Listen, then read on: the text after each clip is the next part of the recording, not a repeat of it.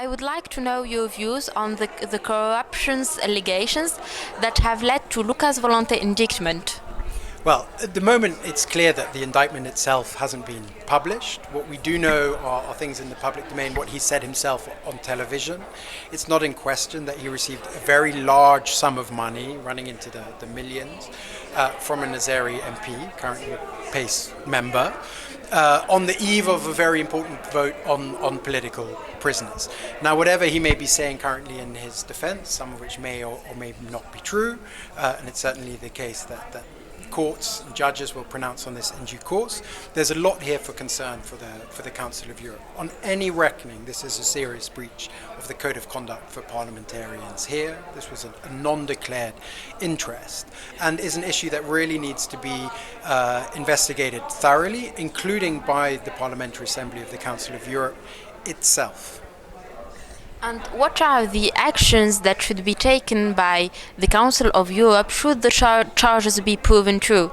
I think already now there's something very serious to look into. Behind the Volonté case, there's a large amount of allegations swirling around the improper influence, gifts to parliamentarians, a lot that's not necessarily in the public domain, but that everyone here in these corridors has on the tip of their lips.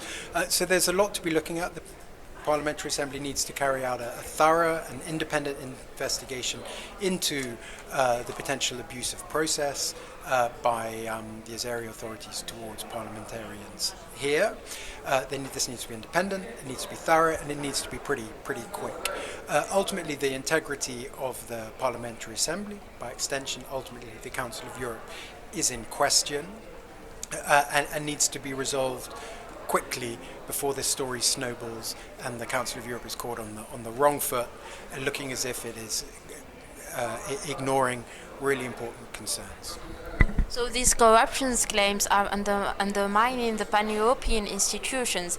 Is that why the human rights situation hasn't improved in countries like in Azerbaijan? I think there are a lot of separate interests at stake. There are geopolitical considerations. There are corruption allegations.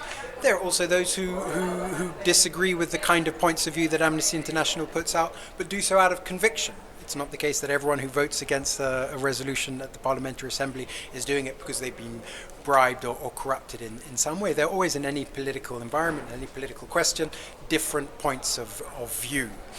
What's definitely the case is that it would seem that some views are being influenced by undue means, and this is the bit that calls into question the integrity of the Council of Europe. Ultimately, it's a question of getting to the bottom of the facts. If they turn out to be not as bad as some of these allegations seem to be suggesting, well, that in itself is an important conclusion. But the Council of Europe owes it to itself, the Assembly owes it to a European public, to be clear and to be demonstrating that it's upholding the highest possible standards. Thank you so much for your time.